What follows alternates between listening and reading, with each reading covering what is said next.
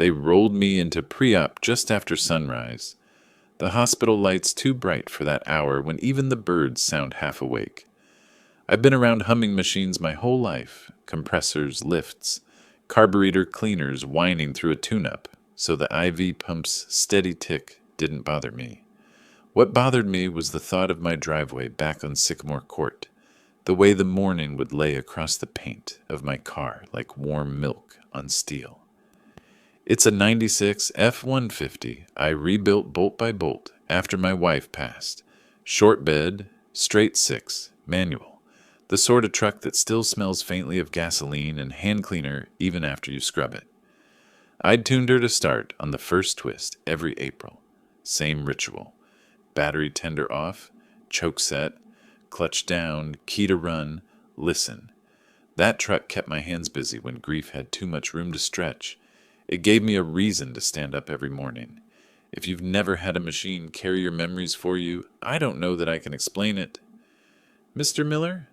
A nurse with a ponytail and a name badge that said Kayla leaned over the rail. Knee, right? Right, I said, tapping my left kneecap. The stubborn one. Good news is stubborn knees do fine after surgery, she smiled. You got someone to check on the house? My daughter Rachel, I said. She'll swing by after work. Garage is locked. Title's in the firebox. Truck's in the drive where I can see it from the kitchen. Kayla nodded like that. All sounded proper, and clipped a pulse ox to my finger. A moment later, the anesthesiologist slid in. Soft shoes, quiet voice. The sort of calm a man learns from years of watching monitors blink. He asked about allergies, and I asked how long I'd be knocked out. I've never minded straight talk. It's what the shop taught me. No mystery, just cause and effect. Before they wheeled me away, my phone buzzed on the tray. Rachel, I'll water your tomatoes and bring soup tonight, Dad. Don't be a hero. A second buzz followed before I could type a reply. Brian Collins, 2 doors down, the kind of neighbor who narrates everyone else's business. Heard you're at county today. Need me to move that old truck while you're laid up? HOA sent a reminder about street visibility. He'd attached a photo of some notice stuck to a mailbox, not mine, like a fisherman flashing a lure. I stared at the message and felt my jaw set. Brian never cared about HOA rules when his party guests parked half on my grass last 4th of July. No thanks, I typed. Truck stays put. They slid me through double doors before the 3 dots could bloom into his reply. Surgery is a strange tunnel. You enter on one side with the world arranged just so, and you come out the other with hours missing, as if time took a long breath while you weren't looking. When I woke, the clock said 2:11, my throat dry and my knee wrapped in a clean geography of bandage and tape. Kayla was there with ice chips and that same neat ponytail. Everything went fine, she said. You'll be walking the hall by dinner. I've walked worse halls, I muttered, and she laughed politely. Through the afternoon, I did as told, breathed into the little plastic spirometer, flexed an ankle, stood with a walker that felt like training wheels. Rachel came at 6 with coffee and that soup she'd promised, her hair yanked back, her chin set the way her mother's did when she was keeping worry from spilling. You look better than the truck did after that hailstorm in 2003, she said, kissing my forehead. I buffed it out, I said. I always do. We talked about ordinary things, her classroom, the neighbor's lab that keeps escaping, the price of eggs. Like ordinary could stitch itself across the strange parts of a day if you kept talking long enough. When she went to the cafeteria for ice cream, my phone buzzed again. Brian, HOA doesn't like non-running vehicles out front. I can call a guy. Quick tow. Good price. Then before I could answer, just trying to help, I put the phone face down and watched the ceiling tiles. There's a species of help that wants your signature more than your thanks. You learn to smell it. I'd smelled it on Brian before, when he offered to hold my pressure washer last winter, when he mentioned he had cash buyers for older trucks like mine. I slept in the fits a hospital allows. At 2 a.m., a monitor down the hall beeped a complaint and someone muttered, Sorry. In the morning, the physical therapist arrived, all cheer and determination. She had me on my feet, pivoting, stepping, breathing like a metronome. You'll go home tomorrow if you keep this up, she said. Do you have stairs? A rail? One step, I said. I'll take it slow. By mid-afternoon, I asked Rachel to drive by the house and text me a photo of the tomatoes. It wasn't the tomatoes I needed to see. She sent the picture a few minutes later. Green vines, crooked stakes, summer doing its work. I zoomed in on the far left, like a man checking a torque. Speck. The corner of the driveway showed only a sliver of concrete, and a shadow that could have been anything. The truck wasn't in the frame. That didn't mean it wasn't there. I told myself she'd stood too close to the fence. At dusk, Brian texted again. Driveway looks cleaner today. HOA will be pleased. No photo this time, no smiley face, just those words lined up like a dare. I typed and deleted 3 replies before settling on none. You can lose a lot of ground by answering the wrong message. That night, when the hallway finally quieted and my knee found a rhythm with the ice, I pulled Ruth's little brass key from my shaving kit. Not the truck's key, this one belonged to the firebox at home. I turned it in my palm and let memory do what it does when you give it a tool. Ruth saying, "Don't hide things so well. You forget them, George." Me promising I won't. The firebox on the closet floor with our titles, passports, wills. My handwriting on the envelope marked TRUCK, original title, maintenance log. A photo of me and Rachel the day we swapped out the master cylinder. It is a comfort to know where your papers are. It is a different kind of comfort to know where your machine is, to be able to look out a window and see the thing you kept running when your heart didn't want to. I closed my eyes and pictured the F-150 where it always sat, the hood line catching the street lamp, the chrome mirror I'd polished last spring, reflecting the moon like a coin. Sleep took me fast after that picture settled.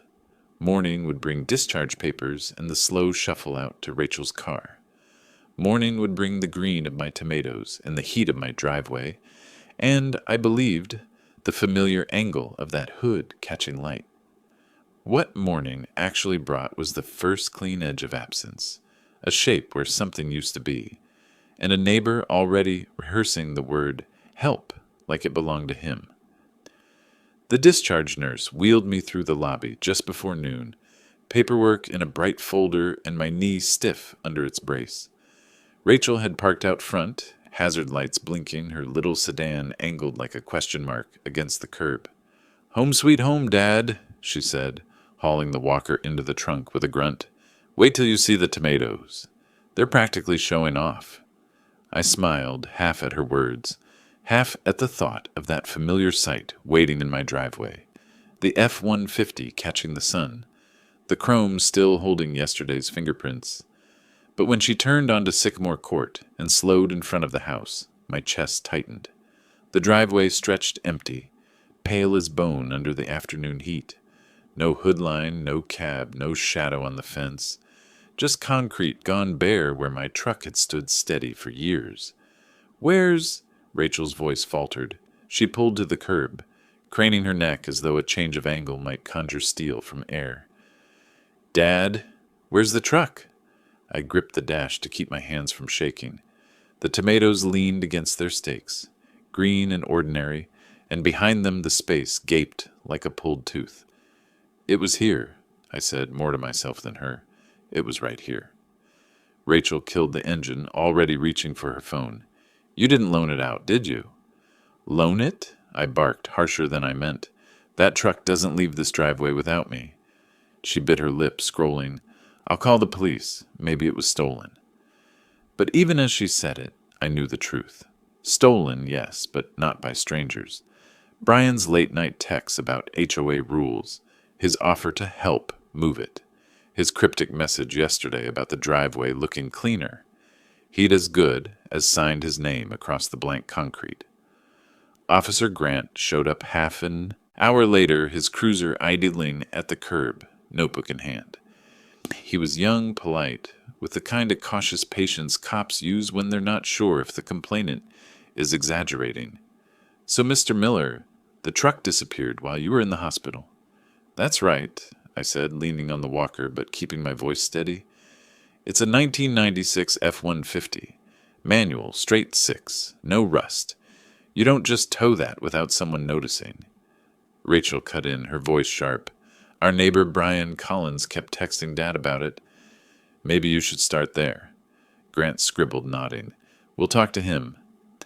Talk won't be enough, I muttered. That truck has a title with my name on it, and if it's missing, someone's holding papers they shouldn't. Grant glanced up, surprised by the precision. I met his eyes square. You'll find a forged signature before you find my truck. He closed the notebook carefully, as if filing away more than my words. We'll look into it, sir. In the meantime, check your documents. Make sure everything's accounted for.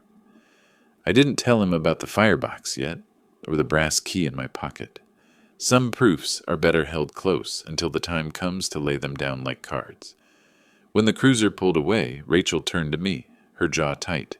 If Brian did this, he did, I said flatly, or Denise did with his blessing. They've circled that truck like vultures for years. Rachel clenched her fists. Then we'll get it back. Every last bolt. I nodded, though my gaze stayed on the hollow concrete. In my gut, I knew the truck was gone for good. But this wasn't about metal anymore. It was about names on lines, ink where it shouldn't be, signatures borrowed without asking. And if Brian thought I was too weak or too slow to follow the trail, he had mistaken the wrong man. The truck was gone, yes. But the real engine, the one built of patience, record-keeping, and Ruth's steady lessons, was just warming up. The sun was dropping low when I eased myself across the porch, Walker scraping against the boards. Rachel had gone inside to make coffee, but my eyes stayed fixed on the Collins house 2 doors down. Their garage door stood open, silhouettes moving inside, boxes shuffled, the hollow clang of tools against concrete. I didn't bother with subtlety. I made the slow walk up their drive, every step deliberate. Brian emerged first, wiping his hands on a rag he didn't need, that fake neighborly grin already plastered on. Denise appeared behind him, phone in hand, like a weapon she didn't know how to use. George, Brian said, too loud, too bright. Heard you're back on your feet. Surgery go okay? I stopped halfway up the drive, squared the walker in front of me. Where's my truck, Brian? His smile faltered, then flickered back. Oh, that old Ford. You know, it was just sitting there. HOA's been sending notices. We figured we'd help out. Had a buddy who buys classics. Got you a good deal. A good deal? My voice was flat, colder than I intended. You sold my truck without asking me? Denise cut in quickly, her tone honey over barbed wire. George, come on. You were in the hospital. We didn't want you worrying about fines or towing fees. We thought we were doing you a favor. A favor? I repeated, gripping the walker tighter. You forged my signature and sold something that didn't belong to you. That's not a favor. That's theft. Brian's laugh was forced, hollow. Hey now, let's not throw words around. You're recovering, maybe not thinking straight. The paperwork's all handled. Title transfer, bill of sale. Clean as a whistle. My jaw tightened. I keep every title in a firebox, and unless that box magically opened itself, those papers are fake. Denise's smile thinned. George, you don't need the stress. The truck was sentimental, sure, but let's be honest, it wasn't practical anymore. We turned it into cash. You can use it for medical bills. That last line nearly buckled me with rage. They thought they could reduce decades of memory, hours of labor, a machine that held Ruth's fingerprints, and mine, into cash for bills. As if I hadn't managed my affairs for 70 years. As if I'd suddenly forgotten how to be a man because my knee needed a surgeon's knife. I steadied myself, met Brian's eyes square. You think you're clever, but you've already left fingerprints on more than tools today. You've left them on paper, and paper is where I win. Brian's grin faltered for good this time. Denise shifted uncomfortably, her phone lowering a fraction. I turned and walked back toward my porch, each step slow but measured. Rachel was waiting at the door, her eyes sharp with questions. What did they say? They said they helped, I muttered, lowering into my chair. But Ruth used to say a thief always calls it help until the law says otherwise. Rachel set the coffee down, her voice firm. Then let's give the law something it can't ignore. I nodded, pulling the brass key from my pocket, the one that opened the firebox, where Truth waited. We will. The house was quiet after Rachel left for the night, her promise hanging in the air. I'll be back tomorrow, Dad. We'll sort this out. I sat in the living room with only the tick of the old mantel clock for company, the space where my truck should have been pressing at the edges of my thoughts like an ache. I waited until the streetlights cast their thin yellow pools across Sycamore Court, then eased myself down the hall to the bedroom closet. The walker clacked softly against the hardwood. At the back of the closet, behind a row of coats, sat the firebox Ruth and I had bought decades ago, its paint scratched but the lock still stubborn as ever. I knelt carefully, wincing at the tug in my knee, and slid the brass key into the lock. It turned with that satisfying click, the sound of years of foresight paying off. Inside were the things that mattered when life tried to test you: passports, insurance policies, Ruth's will, and at the very top, a thick envelope in my handwriting. TRUCK. I laid the contents out on the bed like a mechanic laying tools on a bench. The original title, my name, crisp and unbroken. The maintenance log Ruth used to tease me about. Dates, parts, costs, notes written in my steady script. Even a photo Rachel had taken of me the day we rebuilt the carburetor, grease on my cheek and a grin I didn't realize I'd worn. Proof, all of it, that the truck was mine in every sense the law could understand. I pulled a fresh notebook from the drawer and began to write. Dates, times, every text Brian had sent about the HOA, every word he'd said about helping. I stapled a printout of his most recent messages to the first page, circling the line. Driveway looks cleaner today. HOA will be pleased.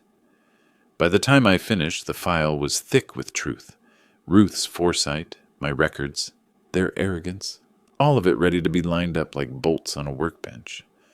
The next morning, Rachel arrived with coffee and a fierceness in her eyes. You didn't sleep, did you? Not much, I admitted, sliding the file across the table. But this is what they don't see coming. She flipped through the pages, her mouth tightening. Dad, this is airtight. They can't argue with dates and signatures. Let's take this to someone who knows how to use it. That afternoon, we sat across from Nora Klein, a lawyer I'd known since she was a girl helping her father in the shop. Now she wore a navy suit and glasses that gave her a sharpness I was grateful for. She studied the folder, page after page, her expression shifting from curiosity to satisfaction. George, this is gold, she said finally. The title alone is enough to prove ownership. If they transferred it, they forged your name.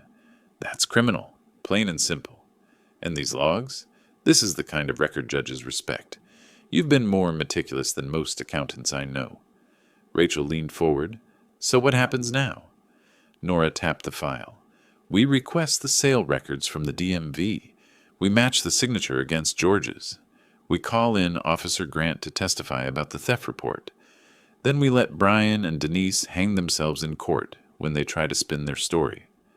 I sat back, feeling the weight in my chest loosen just a little.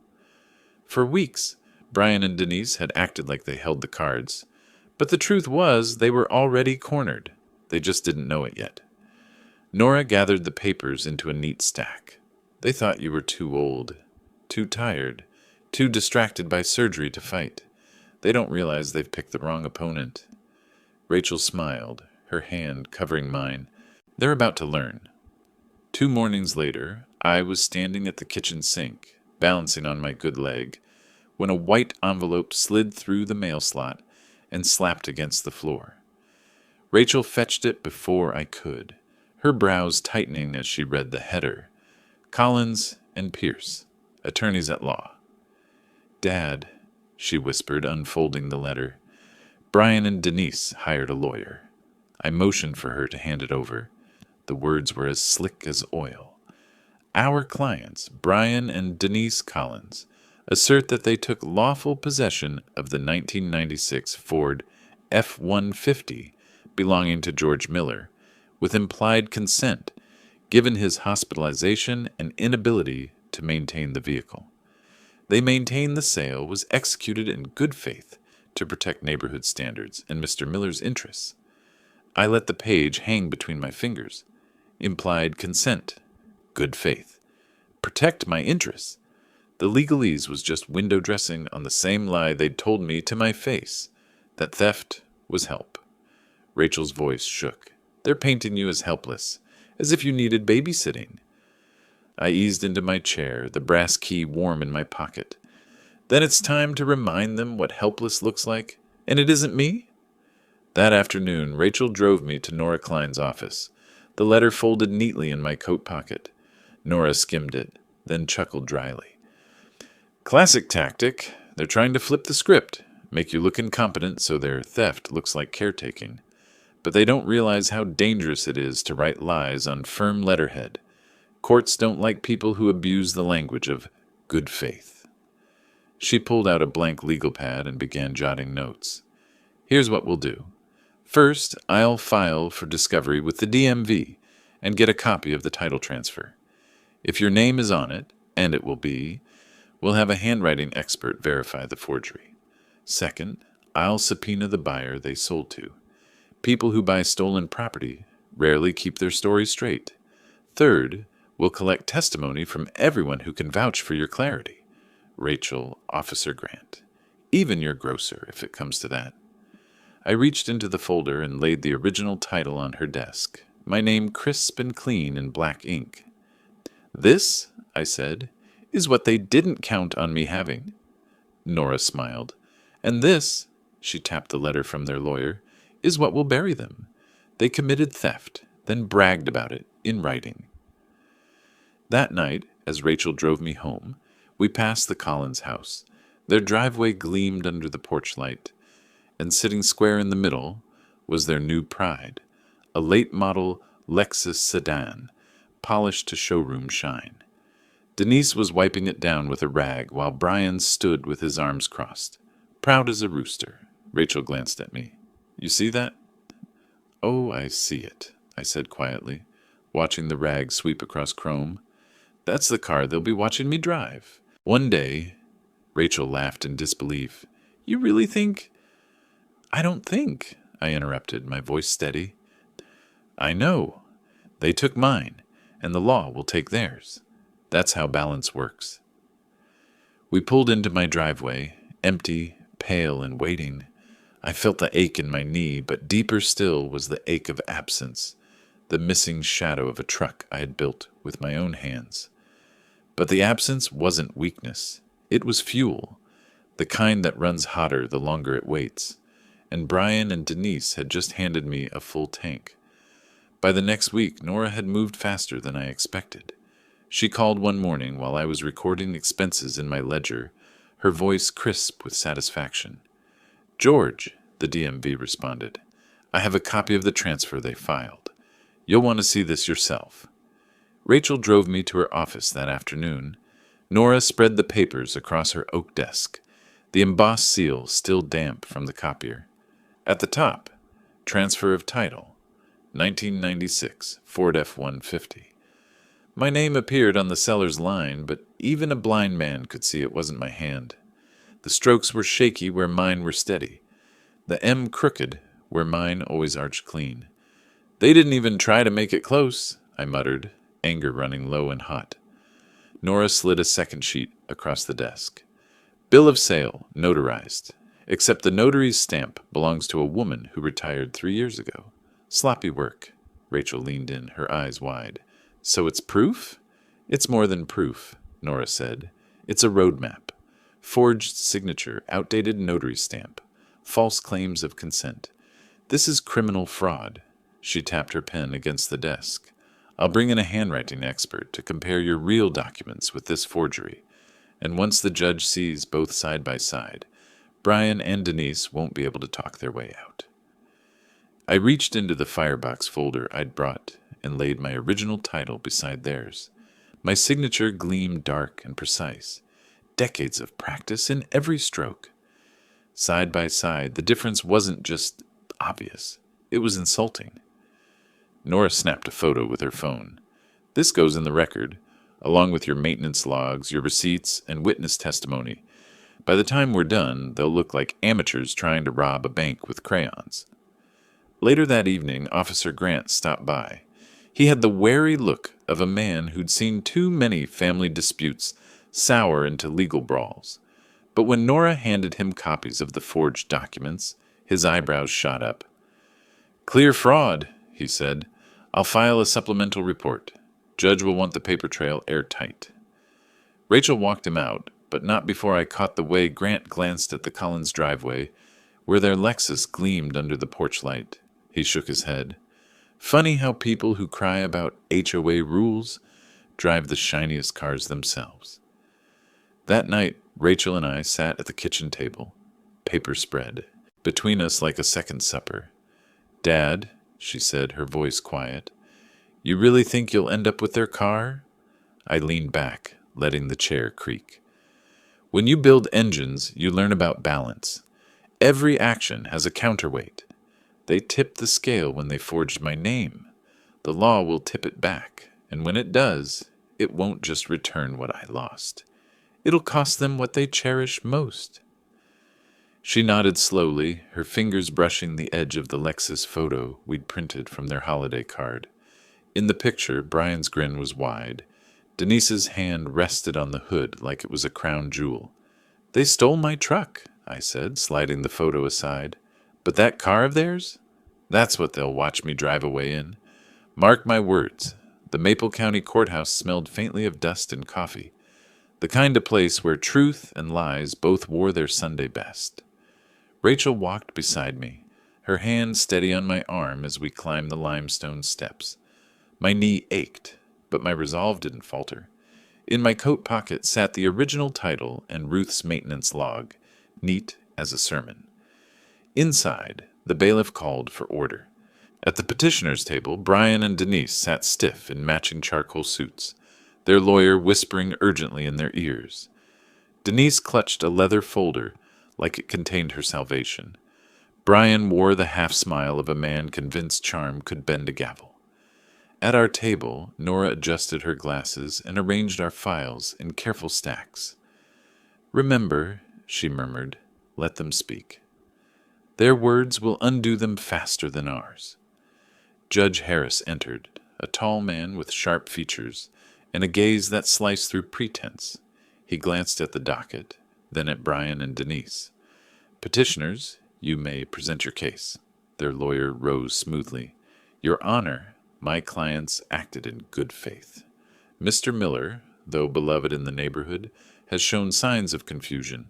Extended hospitalization left him unable to maintain his property.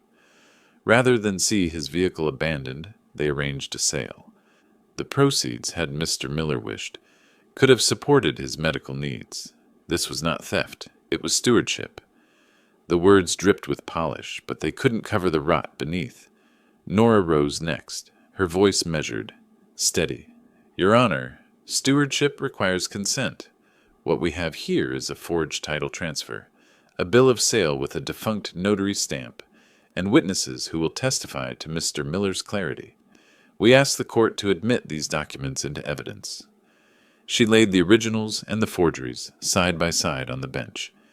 Even from my seat, the difference was night and day, my signature sharp and practiced, theirs sloppy and uncertain. Judge Harris adjusted his glasses, studying the pages. "Mr. Miller, did you authorize this sale?" I stood, leaning lightly on the rail. "No, Your Honor. I kept that truck because it was mine, not because I forgot it was there. I have every receipt, every log, every bolt recorded.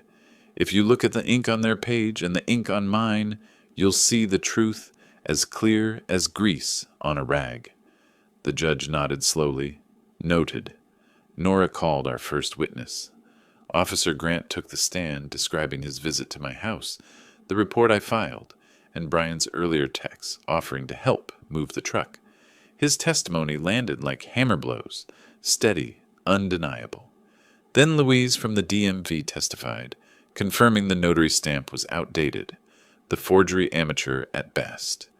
Raj from the produce stand even appeared, cheerful in his work apron, telling the judge I argued about apple prices just days before surgery.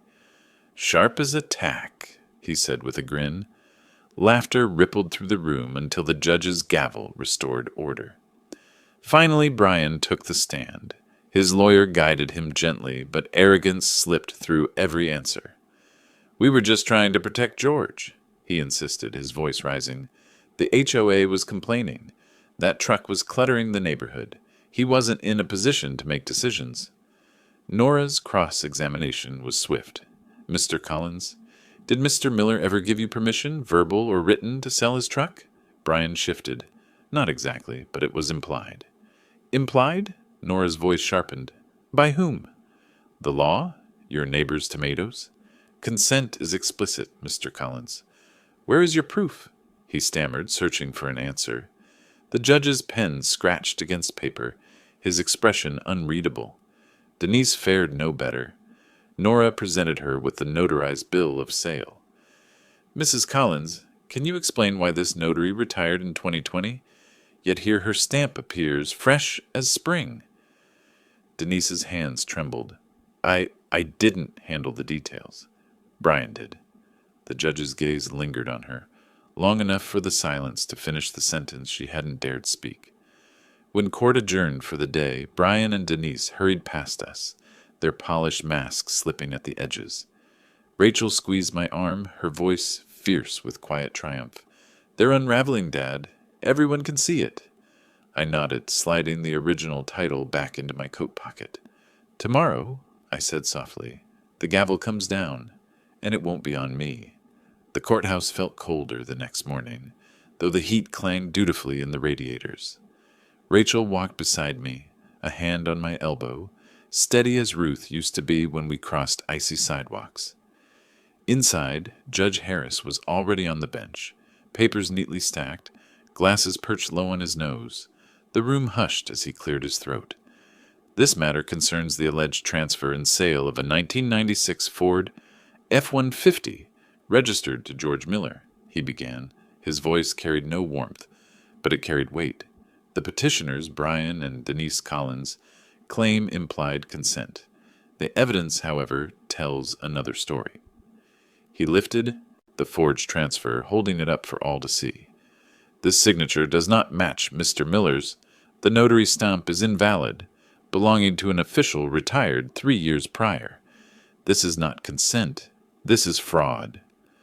Brian shifted in his chair, color draining from his face. Denise kept her eyes on the floor, her fingers white around the edge of her folder. Judge Harris continued, his voice cutting like a chisel. "Mr. Miller's original title, maintenance records, and witness testimony confirm his competency and ownership. Officer Grant's report, along with the petitioner's own written communications, establish intent to deceive. This court therefore finds in favor of George Miller." Rachel gripped my hand under the table. The judge wasn't finished. He leaned forward, his gaze like a hammer striking iron. "As restitution for the unlawful taking and sale of Mr. Miller's vehicle, damages are awarded equal to the fair market value of the stolen property. Additionally, given the fraudulent nature of the petitioner's actions, the court orders the immediate seizure and transfer of one asset, specifically the 2020 Lexus sedan, currently registered to Brian and Denise Collins." Gasps rippled through the courtroom. Denise's head snapped up, her mouth open, but no sound came. Brian half rose from his chair, stammering, "Your Honor, that," Judge Harris cut him off, "is justice. You stole what was not yours. Now you will surrender what you value most. The Lexus will be retitled to Mr. Miller within 10 business days. Case closed." The gavel cracked against wood, final as a slammed door. Outside, the winter sun blazed on the courthouse steps. Rachel steadied me as we walked slowly down. Reporters weren't there. This wasn't a story for headlines, but the few neighbors who'd come to watch nodded solemnly. Louise from the bank gave me a thumbs up. Raj grinned ear to ear. At the curb, Brian and Denise stood pale and stricken.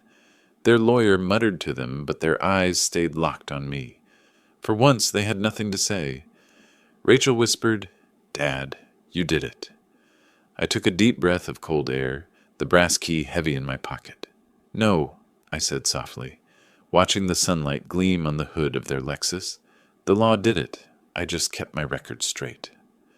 A week later, I turned the new keys in my hand, smooth and modern, not worn down like the old F-150s.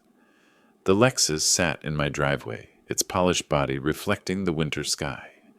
It wasn't the truck. Nothing could replace that. But it was the kind of balance Ruth would have smiled at. I opened my ledger, wrote the date, and added one simple line. Truck stolen. Lexus gained. Balance restored. Then I slid the pen aside, stepped into the driver's seat, and pressed the ignition. The engine purred to life, smooth as a secret well kept. As I eased the car onto Sycamore Court, neighbors peeked from behind curtains, and at their own window, Brian and Denise stood frozen, forced to watch me drive away in the very car they once polished with pride. For the first time since the empty driveway had cut me open, I felt whole again. The Lexus key fob was lighter than the steel key I had carried for decades, but when it chirped and the headlights blinked awake in my driveway, the sound hit like vindication. Rachel stood beside me, arms crossed, a grin tugging at the edge of her mouth. "You sure you want to drive it yourself, Dad? Knees still healing." I slid into the seat, leather soft and unfamiliar, the console glowing with more buttons than my old truck had ever dreamed of. "If I can rebuild a carburetor in the dark, I can manage this spaceship," I muttered, pressing the start button. The engine hummed to life, smooth and eager. Neighbors had gathered like birds along a wire, pretending to fuss with mailboxes and hedges while really watching. On Sycamore Court, gossip traveled faster than wind. They'd all seen Brian and Denise polish this car every Saturday, boast about its luxury package, preen when they pulled into the driveway. And now here I was, old George Miller, knee brace and all, hands steady on the wheel of their pride. Rachel opened the gate and stepped back, her voice low but fierce. "Go on, Dad. Let them see." I eased the Lexus down the drive. Curtains twitched, doors cracked open, and there, standing rigid on their porch, were Brian and Denise. Denise's arms were folded tight across her chest, her mouth pinched white. Brian's jaw worked, as if he were chewing on a nail. Their Lexus, my Lexus now, rolled past at a crawl, the winter sun gleaming on its hood. I didn't look away. I wanted them to see my face calm, not gloating, just steady, because dignity itself can be the sharpest blade. I drove to the hardware store first because it felt right. Ellen stepped out from behind the counter, eyes wide, then burst into laughter. "George Miller," she said, patting the hood like an old friend. "If Ruth could see you now." "She'd tell me not to scratch it," I replied. From there I swung by Raj's produce stand. He leaned out the window, apples in hand, and hollered, "Justice served on 4 wheels, Mr. Miller." The customers chuckled, clapping as if it were a parade. Every mile steadied something inside me. It wasn't about leather seats or GPS screens. It was about balance restored, about proving that age and surgery and quiet habits weren't weaknesses to be preyed on. When I returned, Rachel was waiting on the porch, her arms wide. "Well?" I killed the engine, stepped out, and let the silence settle across Sycamore Court. Brian and Denise were still on their porch, frozen like statues carved from resentment. I raised the keys slightly in my hand, not waving, not taunting, just showing what was mine. Rachel hugged me, her voice muffled against my shoulder. "You did more than win, Dad. You showed them who you still are." I looked at the Lexus one more time, its reflection catching in the window where Ruth's quilting squares once hung.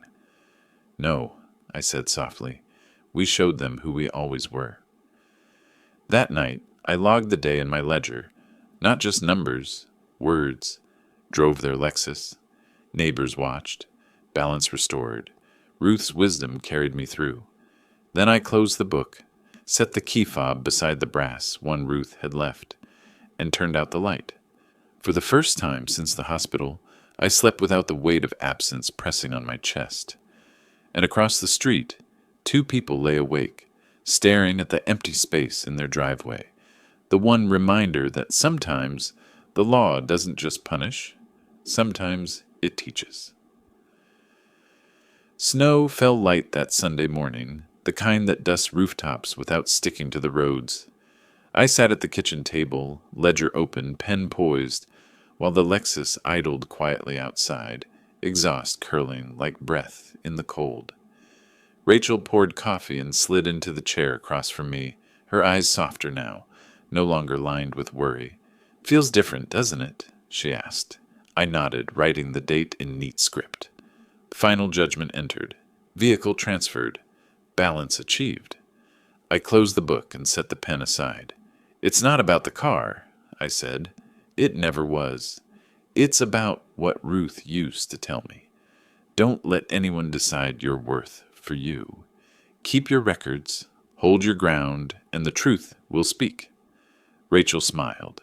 "She'd be proud, Dad. You handled it exactly the way she would have." That afternoon, we drove to the cemetery. The Lexus gleamed against the snow as I parked it beside Ruth's headstone. Rachel brushed the powder off the marble, her breath fogging in the chill. I stood quietly, my hand on the stone's edge. "They thought I was too old, Ruth," I whispered. "Thought I couldn't keep track. But your brass key, your foresight, your lessons, they carried me. They tried to steal dignity with ink and lies, but I signed my name louder than they ever could." The wind picked up, rattling the pines. Rachel slipped her arm through mine. For a moment it felt like Ruth's hand was there too, steady, warm, reminding me of balance. Back on Sycamore Court, Brian and Denise's driveway sat empty, stark against the snow. Curtains quivered as we pulled in, neighbors pretending not to look. I parked the Lexus in my spot, the very space they thought they'd cleared forever. Rachel squeezed my shoulder before heading inside. I lingered by the car, resting my hand on its hood. It wasn't the truck I'd loved, but it was proof carved into steel and rubber that age doesn't erase wisdom, and theft doesn't erase truth. I locked the Lexus, the chirp echoing down the street. Brian and Denise's lights went dark, their silhouettes fading behind the curtains. I turned toward the house, the brass key and the Lexus fob heavy together in my pocket, and whispered what Ruth would have said if she'd been there. Record straight, balance kept, justice served.